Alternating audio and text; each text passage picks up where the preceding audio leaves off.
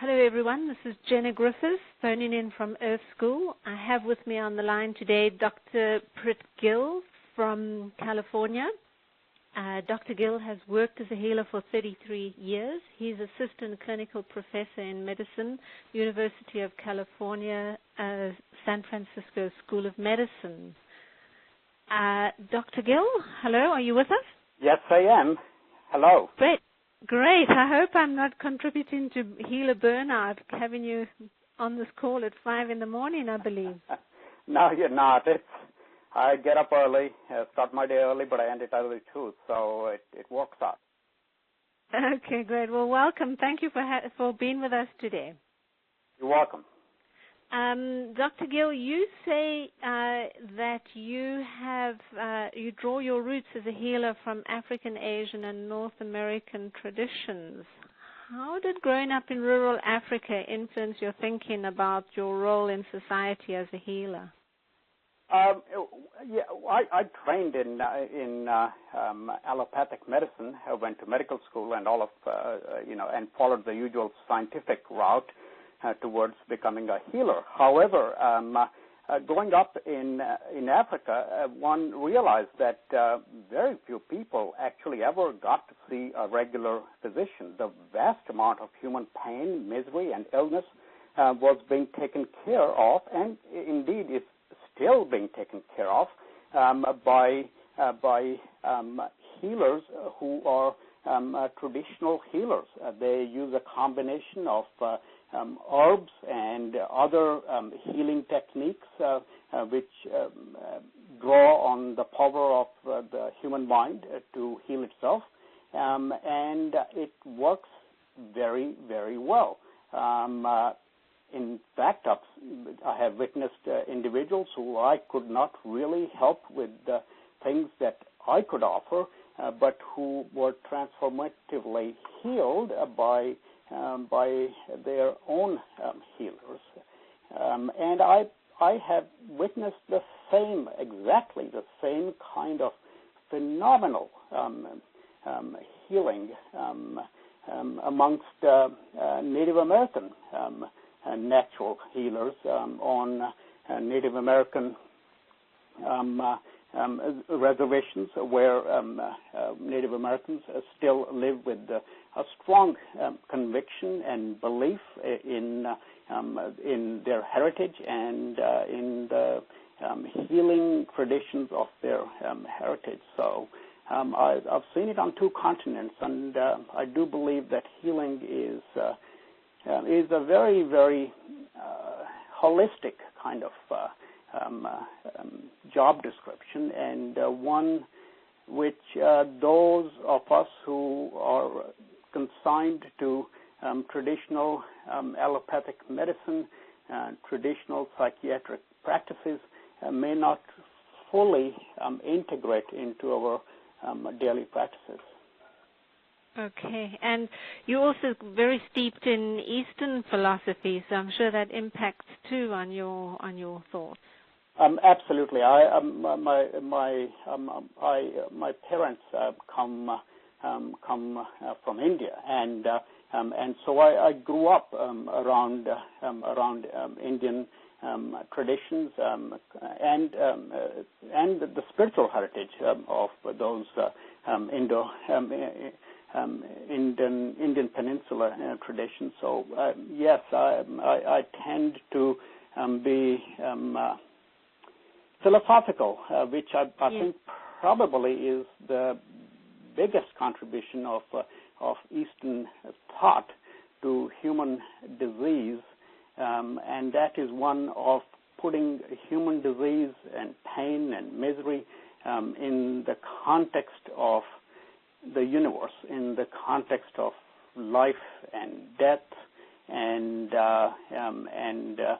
inevitability of the dying experience, and actually perhaps even contributing to a sense of goodness about the dying experience, something positive about the dying experience, something which unfortunately in traditional Western thinking we have completely forgotten. Actually, death is universally being accepted and assigned a negative role. It's only recently that through the work of hospice organizations that we're beginning to reconcile with the dying process, but death has universally had a negative connotation in Western tradition, and that's not true in Eastern traditions, and so that certainly contributes to my overall sense of balance and thinking and assessment of individual caregiving. Okay, yeah, well, that is a huge topic, and I think I'm going to call you back to discuss that. That's another whole huge topic that I think really needs to be addressed, and I'm glad you brought it up. And you have some personal experience in that line, which I would like to draw from, because I think that's a huge wisdom. With healer burnout, though, and with dealing it, it sounds like you're working very much from the source rather than looking just at the symptom of any illness.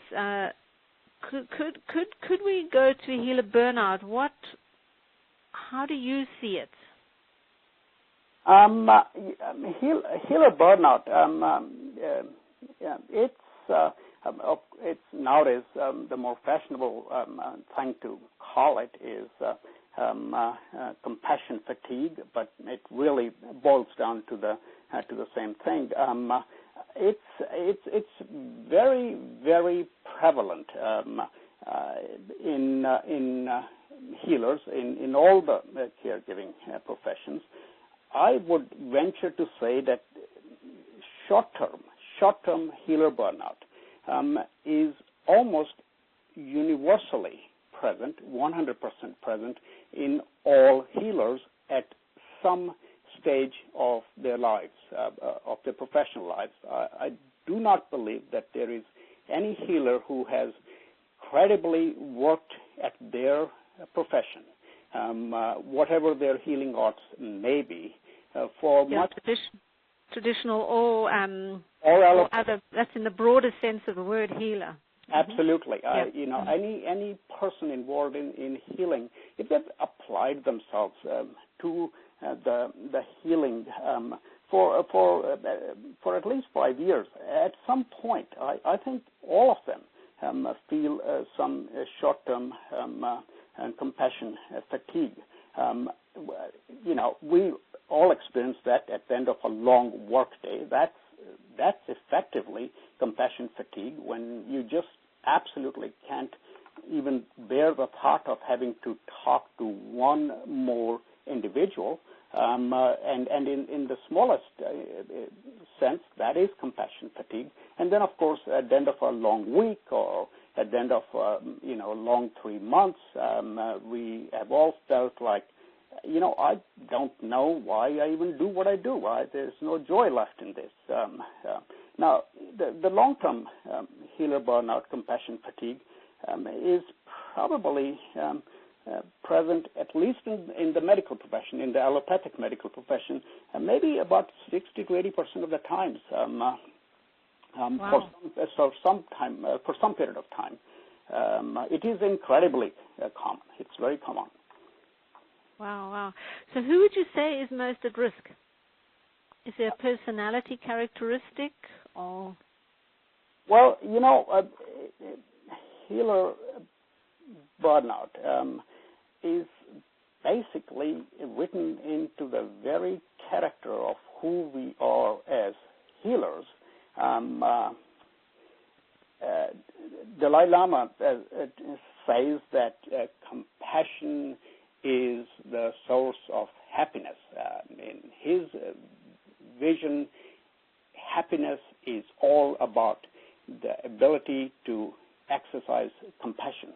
And as healers, that is what we do every day, except there is only a certain pool and reserve upon which we can draw as individuals, and that pool is not bottomless. That well is not bottomless. And so at some point, we become exhausted. Yeah, you can't be Father Christmas with an empty bag. That's right, absolutely. Talking about the healer, and I like to talk about the healer in the fullest sense, because I certainly at a personal level I have completely become comfortable with the idea and the notion that traditional medicine, allopathic medicine, or homeopathic medicine, these do not necessarily represent the only healing that happens. In fact, I think the vast majority of the world's population currently is actively being healed by individuals, wonderful individuals who give of themselves in a variety of other ways, life coaches, counselors, caring family members, and so on. Healing is probably, in my books, healing is humanitarianism. Humanitarianism is, I believe, the context in which all healers have evolved and existed since time immemorial. And humanitarianism is such an often used term that it has just a whole variety of definitions, from political definitions to purely economic definitions, sociologic definitions, and I haven't found much use for most of those definitions in my personal life, and yet I am a committed humanist. For me, the definition that has worked for me, and this is probably my own definition, is a sociobiologic definition. We, as healers, are humanitarian-driven. And what is humanitarianism? As from the context of a healer, it's a selfless, overwhelming drive that initially provokes deep empathy and or compassion in one human being for another. That's all it is. That reminds me very much of the African, Africa's the great thought that comes, Africa's gift to the rest of the world, which is Ubuntu, which is a human is another human because of other humans. Absolutely, it is absolutely the very essence of humanitarianism as I see it, and this sense of empathy and compassion that one feels then compels one to try to meet the needs of the other, and this is not necessarily motivated by prior associations or friendships. It often is delivered to a complete stranger, and this overwhelming thing that we all have as human beings, and you see it across all cultures, across all boundaries, and there's evidence of this throughout the history of mankind. I believe that this represents an evolutionary heritage of the human race. Humans are socially based. Aside from highly developed individual minds, we need societal presence and context to fully maximize this intellectual potential. Each one of us is a powerful mind, but really it is powerful minds coming together and relating to each other that gives us the wisdom and all the things that the human race has managed to achieve. And then, of course, for a social reason. There are issues related to safety and viability, individual viability, which requires the presence of a bigger group. So as human beings, it is vital for us to enhance society. So as we feel compassion, we bind society, and the healer is simply an exaggerated, much more exaggerated individual who practices compassion and empathy on a daily basis in a very regular manner. And that's how I view myself. That's how I view healers, over the course of time. Would you say that then some of the pitfalls of that would be having weak boundaries? Yes, absolutely. While being a healer in any society, anywhere, and any kind of healer, while it provides for an elevated social status in all societies, it also sets one up for overload and what I call a personal depletion syndrome. On the one hand, it can enhance our sense of self as effective delivery of compassion provides for happiness to the inner soul. On the other hand, giving and receiving of support between healer and client is not equitable, and healers often give out more than they receive, and it kind of leaves one emotionally exhausted and drained, and this whole business of establishing boundaries in terms of how much of oneself one should offer and how much one should keep for oneself and for one's family, that is a learning curve which every healer has to kind of develop on their own. It's one of those things which I have found is hard to teach. One can only raise a sense of awareness of those risks, but it's very hard to teach that because each individual has different levels at which they feel emotionally exhausted. But there is a finite ability of any and every human being to give up themselves. Mm-hmm. What techniques do you use to strengthen your boundaries? I think probably the most important technique is just simply a sense of self-awareness. I think at least in allopathic medicine, we have not really done much in terms of talking about compassion fatigue, healer burnout, even as we recognize it happening around us every day. And so a healthy acknowledgement of that is the first step.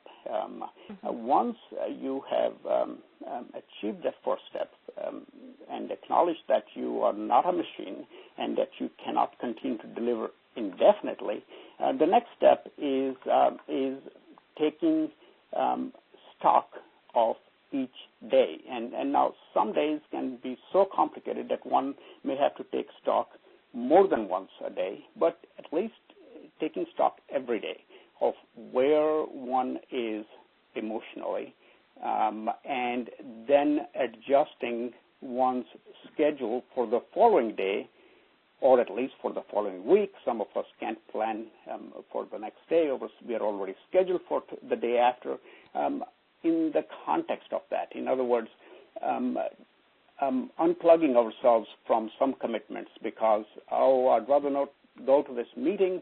What I'm going to do instead is I'm going to go for a hike in the mountains. That, I think, is the first step, is acknowledgement, and then taking stock, taking account of each day. Yeah. It's an act of self-responsibility, which is necessary for longitudinal survival of the healer. Yeah, so recharging your batteries, getting out into nature, and having time with your family, or doing things that you love besides just giving. Absolutely. Basically, the symptoms of healer burnout represent physical symptoms. People start having headaches, sleep disturbances, appetite disturbances, and so one has to establish certain physical patterns. One must nurture the body. One must sleep an adequate amount. One must exercise. In other words, you've got to take care of your physical being. And then there are issues related to emotional symptoms. Folks get depressed, they get anxious, they are irritable, they feel a sense of guilt. We, as healers, need emotional sustenance. And the way to achieve that is to interact with family, taking a child to the park and taking joy in them running around, talking with a peer over a beer at the end of the day, just kind of, talking about work, letting them listening and sharing. That's all taking care of one's emotional needs. And then the third set of symptoms, which happen with stress or syndromes, is what I call behavioral and spiritual symptoms. We get low morale. We develop negative attitudes to work and to clients and life in general. People become cynical. They become pessimistic. They become defensive. This is, in my books, it's a loss of one's spiritual bearings, and one must nurture the spirit as well. Now, this doesn't necessarily mean that you have to draw from a spiritual context in the traditional manner in terms of religion. Spirituality can be sustained by acts of creativity, painting, gardening.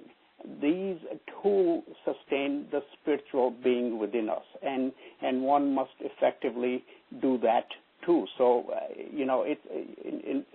I like to respond to burnout in my peers when I see them by asking them to address the physical, the emotional, and the spiritual component of their existence.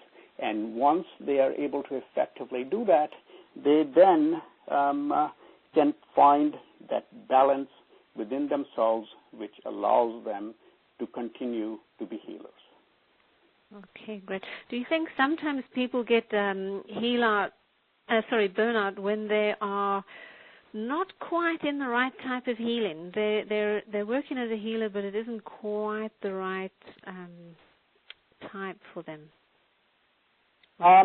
Absolutely. No question about that. We sometimes get drawn to certain fields, certain professions, because it was the thing to do, or that's how life worked out. And then what these professions take out of us is more than what the universe had designed us to be. And so you are at odds with what you do every day, literally every day. And you have to recognize that I am simply banging my head against the wall. This is not what I intended to be. This is not what I intended to do. And you simply have to switch gears and do something different. Being a full-time healer is not for everyone. I tell that to people all the time. I see that happen in the nursing profession a lot.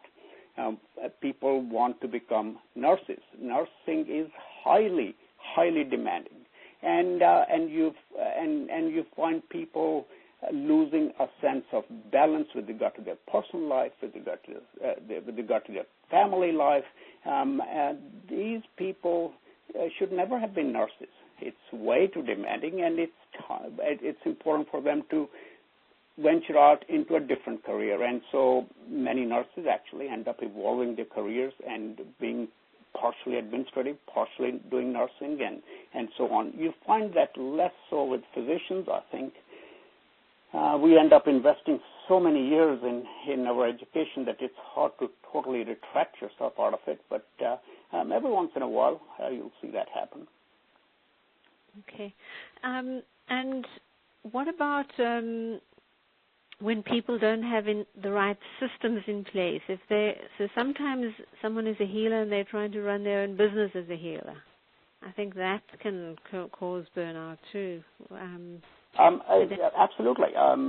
Sometimes people don't have the right systems in place. A healer works within a certain framework, and as you begin the work of a healer, you have to have that framework in place up front. Now, some of that framework is purely practical. That's obvious to everybody. Having an office, a quiet place to talk to, making appointments, all those kinds of things. However, the framework which has to be in place, which is often not in place for many individuals, is the personal framework. And that means a peer group with which one feels comfortable and with which one can relate and vent. That includes a framework which supports one's personal needs in terms of a context of a personal family system, or that family system doesn't need to be a traditional family system, a personal system or a family system which comprises good friends, and so on. So those riggings have to be in place in addition to purely the physical riggings for one to continue to be an effective healer. You see often where somebody, and these kind of things hit the news all the time, where an individual reached out to a healer of one kind or another, and that healer simply completely ignored and did not meet the needs of that individual. And what they did seems so irrational, so bizarre, that you're just left wondering what happened. Many of those healers are individuals who are in a state of burnout and who many times do not have the frameworks in place in terms of peer networks, etc. They become isolated, and in their isolation, their thinking becomes bizarre and their behavior becomes bizarre, and sometimes with terrible repercussions. I can imagine. And also, what about if they're trying to run their own business and they haven't got all the systems in place for that too? That might also be quite hard. As an entrepreneur, a lot of healers are independent operators, and that brings in another whole skill set. Absolutely. You are absolutely right. And then I think that's part of the problem, where sometimes folks who have healing ventures will sometimes get a negative kind of publicity in society because the more conventional healers, physicians, nurses, because they are more conventional and more common, they have in place legally defined bodies which regulate and prescribe the way and the framework in which they should work and function. And so they are more likely to remain within certain well-recognized guidelines. However, the non-conventional healers, massage therapists, everything, all the even drawing from the Native American traditions or the shamans or the absolutely, and the hand analysts. Yeah, well, one healing is not necessarily better or inferior than another healing, as long as as long as the individual who is receiving the healing has benefit. That benefit may just be emotional sustenance. It may not, healing is not about curing, guys. Passion. Mm-hmm. You don't cure anything in this world. Ultimately, death is pervasive and inevitable.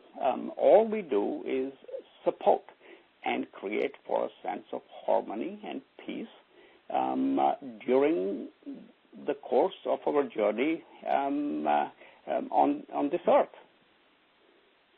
Mm-hmm. And some of the non-traditional healers, they don't have those well-defined social roles, and so it's so easy for them to sometimes come up with caregiving, which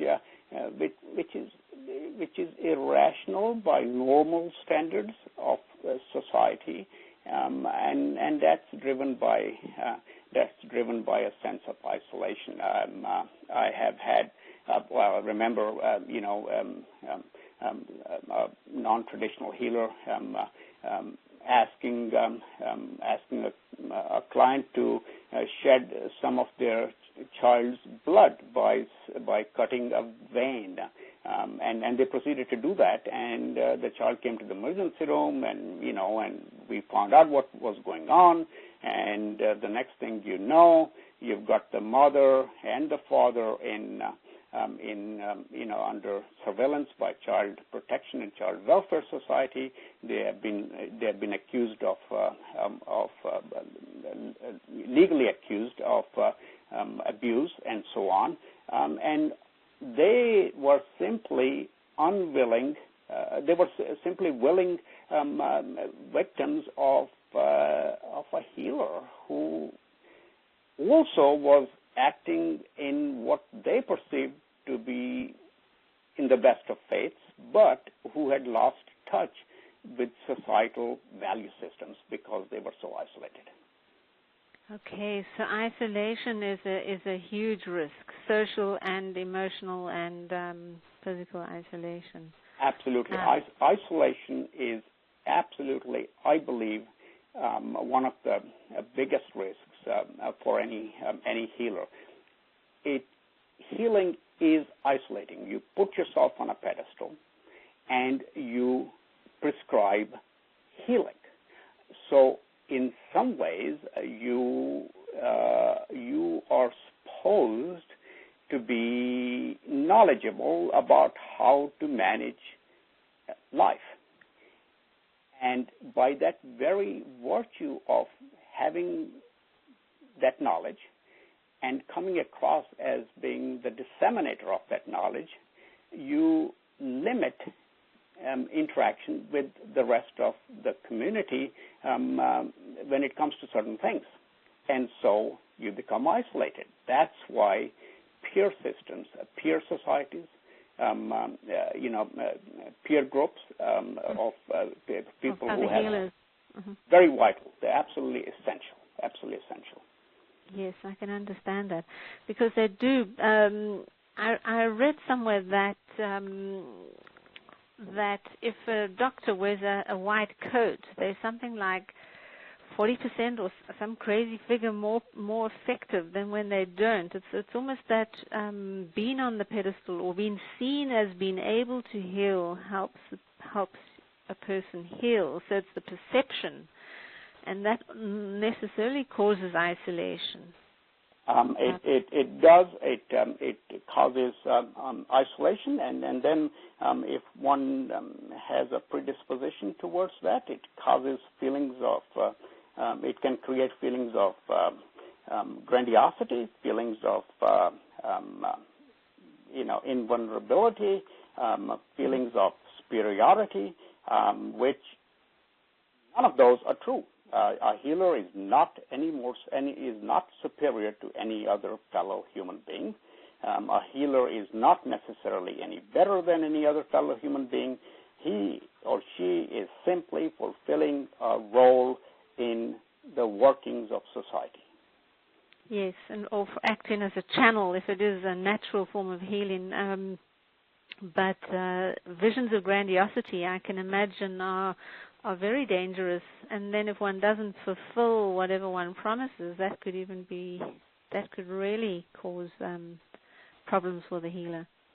Absolutely, and that's the reason why traditionally, at least in traditional medicine, especially in medicine, the divorce rate amongst the physicians, etc., is very, very high because these folks become so isolated, get put on the pedestal to such a huge extent that they want to do the same when they come home, and their children and their spouses don't view them as being any different than every other person because they see them every day. But yet they want to act like they are, and of course that causes for a lot of disharmony and pain and suffering, and things don't work out. So, do you think also a singular life focus is a danger? Where absolutely. Especially for healers. What we do is not mechanical. What we do is we give off a part of ourselves to the other person, and if all you are doing is healing, in other words, spending most of your day doing that, and you automatically deplete yourself of hobbies, other interests, and recreational activities, and in time, you are not replenishing that wellspring of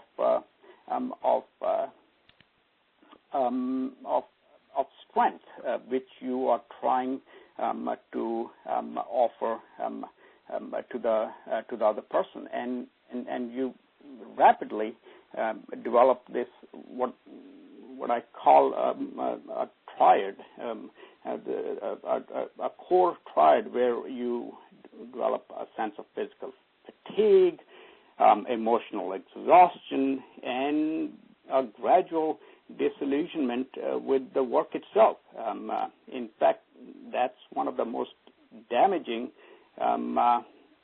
causes of burnout is this isolation, the singular focus, and because we feel like we are in the business of curing our clients, and we do it with such great passion that we forget that we are also in the business of living. Living. Life for us must provide joy too, and that joy can come from being a healer, but it takes a little balance. When I first started practicing medicine, I almost exclusively gave of myself in almost all my patient interactions. As I've matured, I can genuinely say that I probably get back at least an equal amount from at least 50% of my patients. Of course, it's hard to get back from from an angry teenager who is simply assaulting you, but you get back a lot from seeing a child. You get back a lot from seeing an older person talking about their life, and so there I am nurturing myself as indeed I am providing relief for their needs. But it takes a little while to get to that, and you have to have a certain kind of population base. And not all of us do. And the other thing is that we as healers, sometimes I think we take our job description a little too seriously. I used to, but our job description is very succinct, and any time you take it beyond those limits, you automatically set yourself up for trouble. It's our job to identify defective or disordered thinking and lifestyle, whatever it is, dependent upon what kind of healing arts you practice. That's the first thing, identify. Number two, we then educate the patient on the nature of such defects. Number three, we offer possible solutions. And most important, after you've educated and offered solutions, then you let the patient figure out how they are going to apply it. You let the client figure that out themselves. You That's a very good point. Them, but letting go. It is their job description. That is not your job description to figure out things. And yet, over and over again, we take over that responsibility, and ultimately your clients suffer when their personal responsibility for making choices is decreased or taken away, and such enabling behavior, of course, then actually eventually disempowers the healer as well. We end up getting burnt out. So that's almost trying to live the life for the patient. Trying to it's almost like a codependency. Absolutely, it is a codependency, and to be a healer, you have to be codependent to a certain extent. It's the nature of what we do. However, it's codependency with a huge degree of moderation, of establishing boundaries and lines. These lives are being lived on their own. They are lives which have to be driven by their own engines, and it is not for us to take over those lives. It is not for us to drive those engines. Those engines must be driven by the individual themselves.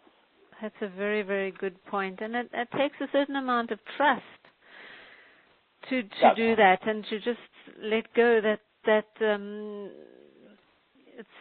it's a supportive universe, and everyone's getting what they need, and you can make yourself available, but the individual has to make the choices for themselves at some point. Absolutely. One has to hit that a certain, what I call, a comfort zone, and that's the foundation of the healer's art.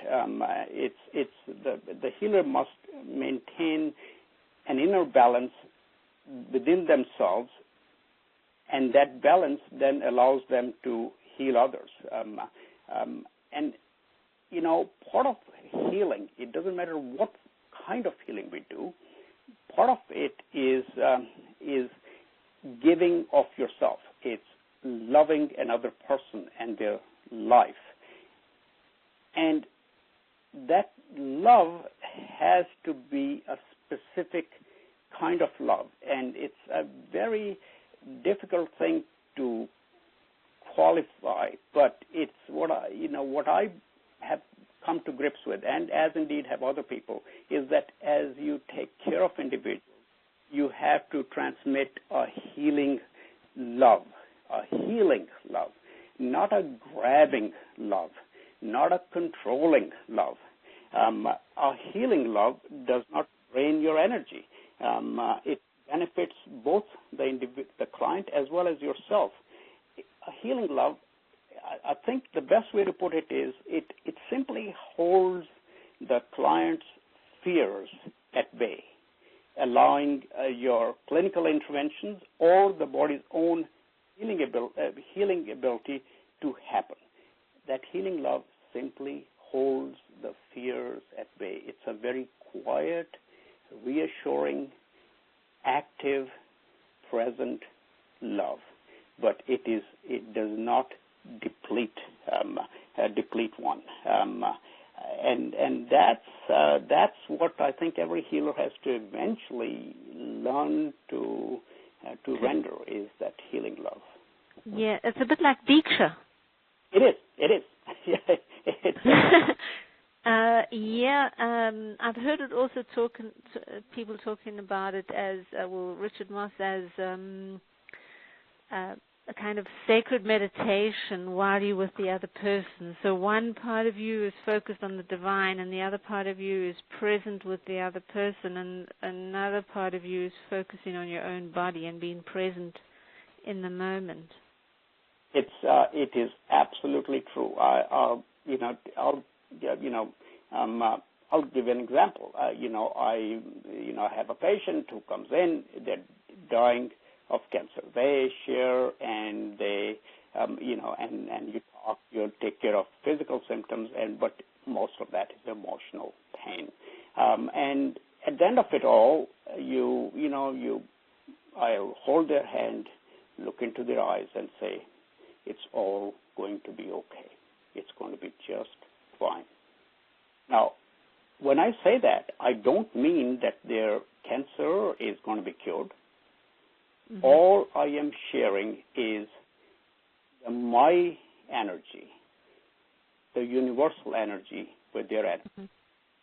Simply stating that regardless of what you feel today, life evolves, and in time, this too shall pass, and another thing will come to visit, another place will come to visit. So the pain of today is just for today. Tomorrow, it'll be different. Yes, it's like seeing the weather, the bad clouds and whatever, and we are like the sky, and the weather passes through that. Absolutely. That's a wonderful analogy, and that is so true. Yeah. You can't. I was thinking, of the people who are depressed. You can't kill off the sky because of a bad cloud. You're absolutely right. And yet, how many times do you find healers making these basic mistakes all the time? I at the moment spend a lot of time with younger physicians and nursing students as well, and people who are beginning to develop their art as healers, and you see them make these fundamental errors in behavior, in feelings, and then get wounded, which brings us to another thing. This whole archetype of a wounded healer.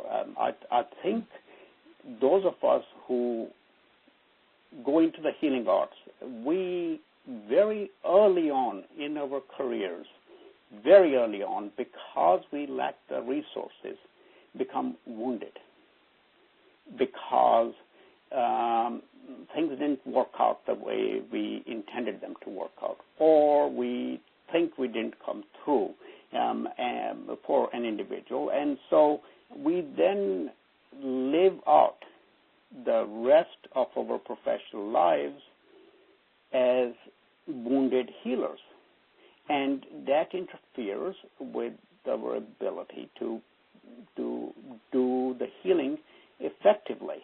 And it is so vital, and that's why I believe that every healer ought to consider undergoing some degree of personal, private counseling, psychotherapy, whatever you want to call it, because I am convinced that every healer has deep within themselves a wound which was inflicted very early on as they practiced their healing.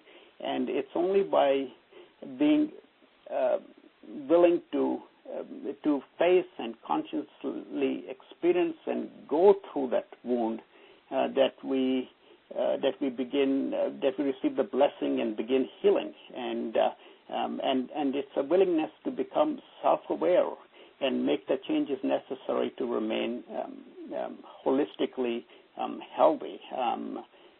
It's a proactive stance, this business of exploring one's own deep pain, understanding what it is, how it came to be that we feel the way we do. But it's amazing how so many healers are kind of work through the triad of doubt, guilty feelings, a sense of exaggerated responsibility, and they chronically feel that they're not doing enough because of previous experiences where something didn't work out. They have difficulty setting limits because of that, and then that causes pain.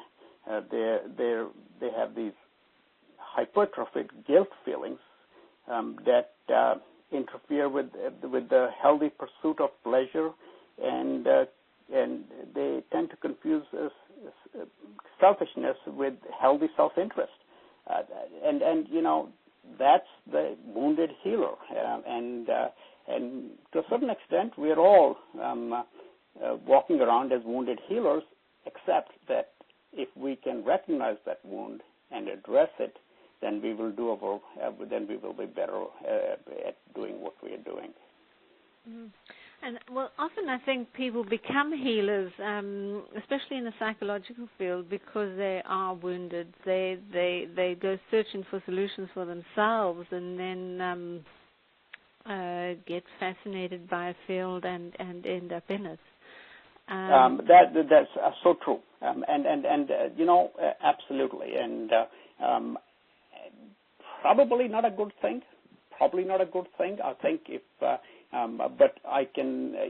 it happens. We're drawn to the healing arts because we have a wound we want to heal within ourselves, and instead of addressing the wound directly, we address the entire body of knowledge that has to do with healing. And all the while, as we are taking care of clients, we are actually trying to find the answers to this deep wound that we have within ourselves. It's not all a bad thing. Sometimes one does find the answer to one's deep wound from interaction with clients. As you view their lives and what has happened to their lives, you can find answers to your own life. However, that's an unfair way to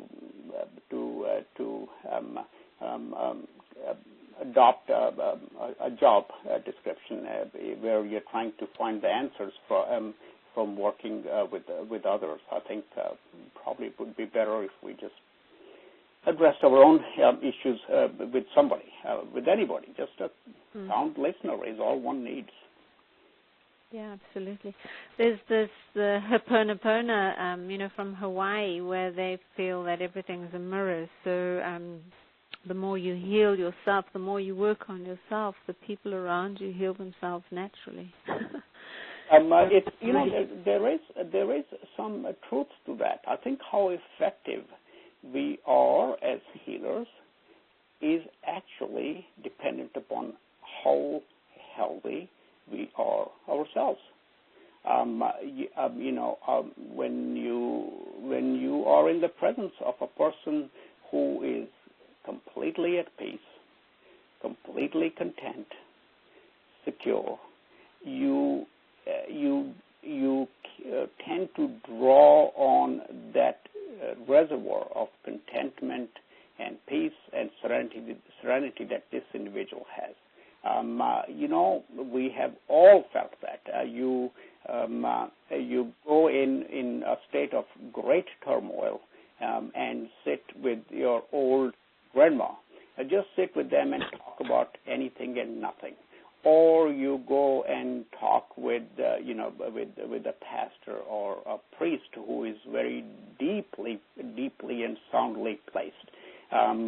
Or you go to a lecture, as I did by Dalai Lama, as he talks. For that hour and a half, your pain and your suffering is simply lifted, and yet you did not directly address that suffering. It was simply that you were in the presence of a very sound human being. And that's the ability to transmit healing without ever addressing the actual pain. Yes, I think we're almost going back to that compassion and that Diksha concept again, which seems to be the core of what you're suggesting. Yeah. Yes. Healing is it's complex. It is complex indeed, and I personally, at a personal level, I believe that there's more healing is done by individuals like yourself, life coaches, therapists, so yeah, and then by scientifically based individuals like myself, and I tend to be an exception. I place my science second to humanity any longer, but that's not necessarily true of most allopathic physicians. Most of them place their science before their humanity. Yeah, I think it depends on their life experience. It's just the training that steeps in the whole pharmaceutical side, but we won't go there for now. We won't go into that. But I think placebo effect and all that. I mean, it's sort of at some point you begin wondering as a physician what indeed it is that you are prescribing and what these chemicals represent. Are they indeed any better than the potions the traditional healers made, where they took innoxious herbs and kind of boiled them up and gave you this stew to drink and you felt better? That was a placebo benefit. You probably familiar from your background in Africa, where in very rural areas, folks get sick and you give them sugar water, but their belief system allows them to feel better because it came from you. Because actually what's happening is the people are healing themselves. They are absolutely healing themselves. All you're doing is you're holding their fears at bay. You're holding their fears. Yeah, that's what I mean. What I talk about the healing love. You are simply holding their fears at bay, allowing themselves to do the healing. I love that, holding their fears at bay. That's actually beautiful. Dr. Gill, is there anything else you would like to tell us about other personality risk traits or anything else? Have you? Let's see. One of the things I talked to younger physicians and medical students, etc., is this whole. In order to continue to be a long-term healer, you have to transition. When you first take on whatever it is that your healing art is, whether it's medicine or massage or whatever, you have a huge level of enthusiasm. You embark on this quest of a lifetime. You're going to save lives. You're going to cure.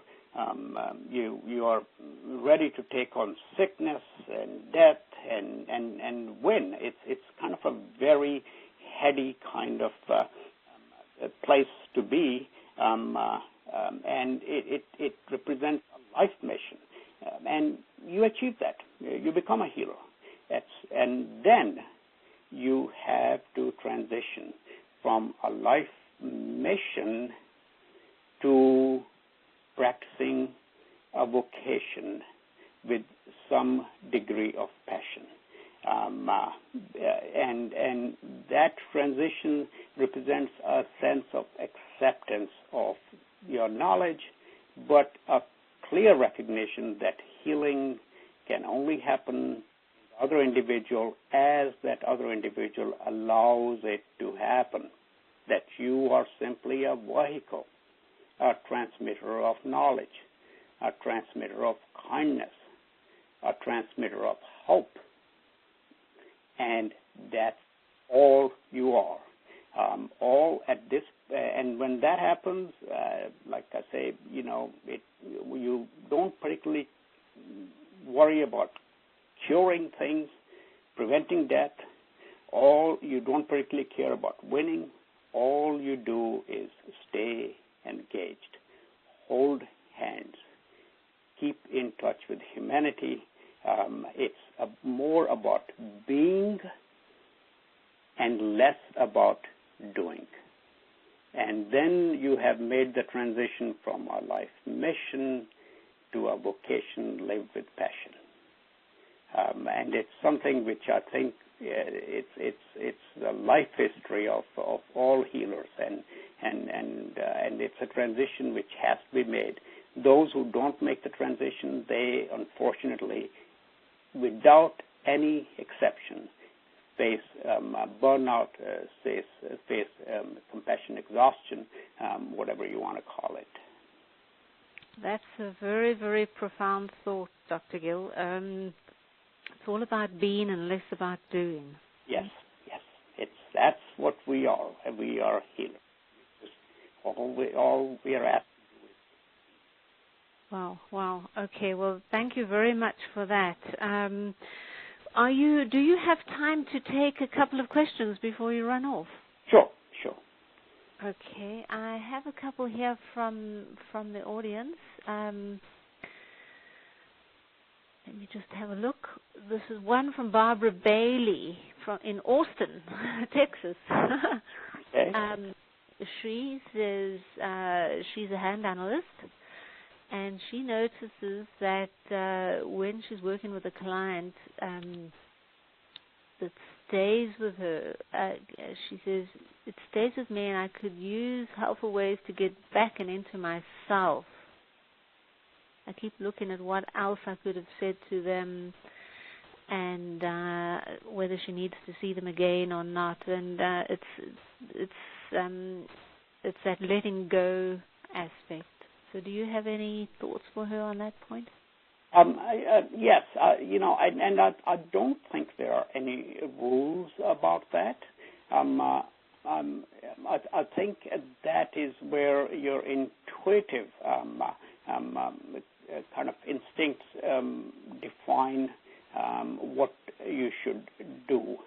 There is no question that as you have kind of shared with a client and therefore participated in the process of healing, that many will feel a sense of resolution. You can see it on their face. You can see it in their body language. Those individuals, you just leave it open to them in terms of when they want to see you back. If they want to see you back, wish them well, and they go home. On the other hand, there are individuals who, after you have done an equally good job as far as you are able to, are left still needy, still needing more help. And at that point, they feel a sense of reassurance if you just simply schedule an appointment. There are some lives which are so in need of support that just the idea that they have another scheduled visit with you lets them go from point A to point B, lets them survive the challenges of their life from today to next month on the same date. And those individuals, I will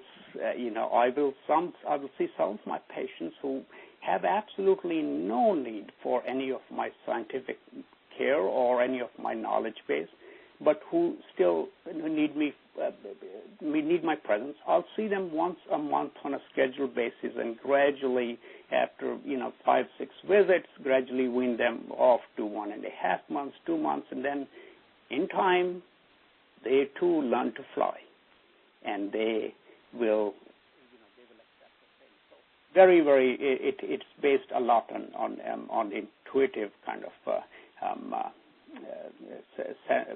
an intuitive feeling on that individual's part. If our mission is to help, then we must also commit to being available within reason, and availability on a scheduled basis is far better than being randomly sought out in a crisis mode, at highly inconvenient time by our clients. That's actually a good point. You're almost like you're creating a vessel. You're creating the space for the person by creating that next, scheduling that next appointment. Yes. You're holding them. You're holding. They don't feel let go. They don't Yes. really feel abandoned. That's an interesting thought. I never thought of it that way. Sometimes one thinks, they think I'm, scheduling another appointment, and perhaps they don't even need it. That's right. If one thinks of it from their point of view, of somebody who actually just needs to be held, then they just need to be held, and then there's nothing wrong with that. That is not taking advantage of the other. That is not bad medicine. That's not bad caregiving. That's not bad anything. It is one human being supporting another who feels that they need that strength. Yes. And the other aspect of Barbara Bailey's question, which was about her being able to let go of the problem, it's a little bit like that we were discussing that before about the trust, that we can't live that person's life for them, so we can give them a certain amount of information. You can only pack so much into an hour or however long your appointment is. You can't pack your X number of years, however long you've been alive, and all your life experience into that. You can't live their life for them, but you can. You just have to trust. Yeah. Absolutely. It is so vital to engage an individual and at the same time have the ability to walk away and pursue your own life, your own destiny. If we...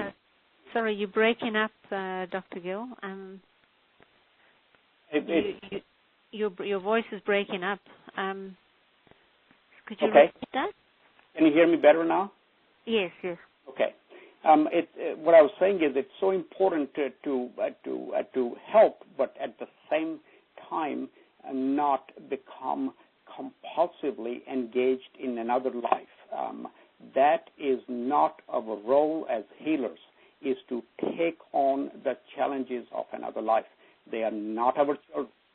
Even our children, we only can take on their lives for up to a point, and then they too must be let to fly on their own. And certainly we cannot do that with our clients. Yeah. Actually, Barbara, if you are listening, there's the exercise I mentioned before from Phyllis Crystal with a figure of 8.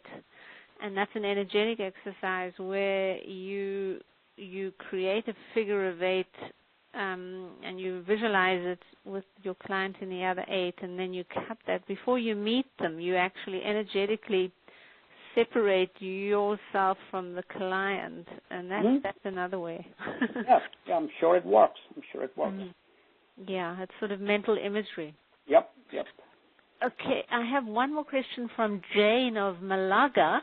Okay, and she says, I'm not quite sure, but maybe you can make sense of this. One seems to need to focus on personal desires and wishes to achieve calm rather than, for instance, one's religion, which demand the dominion of self and the lessening of self and selfish dreams and aims. As she says, for example, as an ex-Catholic, I had to choose between faith and future. Makes sense.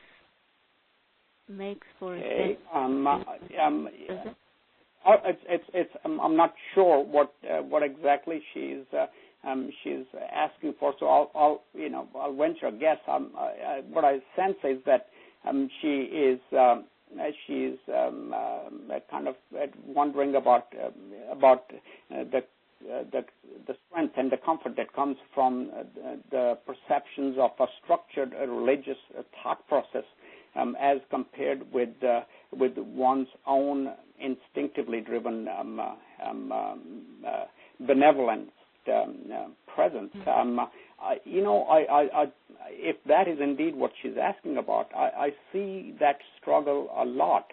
Unfortunately, structured religion and all structured religions sometimes can focus on the structure rather than the purpose of spirituality, and they will place great emphasis on the structure, and as they emphasize the structure, the people who are receiving this religion, they feel like their needs, their spiritual needs, are not being met, even as they practice the religion in a very, very fervent way. And that is where quiet time comes in. Solitude. Quiet. Yes. Thinking about yourself and your presence within the universe. And feeling your presence as an individual in the universe, and knowing that your presence in the universe at that point is rightfully driven, because it's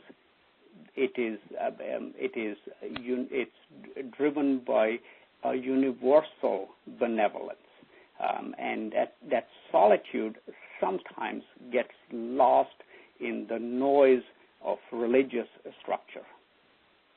Yes, that's another very profound thought. Thank you for that. And I think solitude too is also really another solution to burnout in general. Yes, it is. That's what I seek. Certainly, as an individual, I seek the solitude. I seek two things. I seek solitude and I seek exercise, both together. I either do, fairly strenuous hiking up in the mountains all alone, or I will go out into the country and run for miles and miles and breathe in fresh air. It's a combination of exercise and solitude, and it does restore me. It provides me with balance. Yeah, and that's not to be confused with isolation from society. Absolutely. I think there's a big distinction we need there. We're not contradicting ourselves. Where earlier we said, okay, isolation is one of the causes or risk factors, social and emotional isolation. That is different from solitude, where you take time out to charge your battery. Absolutely. That's a very important distinction. I'm glad you made that. That's absolutely vital. Absolutely. Two different things. Yeah, great. Well, thank you very, very much for being with us, Dr. Gill. Have you any other closing thoughts that you would like to give us? Not at the moment. I appreciate being here, and I hope I contributed some little modicum of something to some individual out there, and contributed to this sense of wholeness. Thank you so much. I think you have very much, and I think you've made some very profound thoughts, such as the transition from being, it's about being and less about doing, and various other very profound thoughts that I think people will find very useful. This call will be up permanently, so if anyone ever is suffering from healer burnout, they may be able to find it. Thanks so much, Jena. Bye-bye. Okay, thanks. All the best to you. Bye-bye.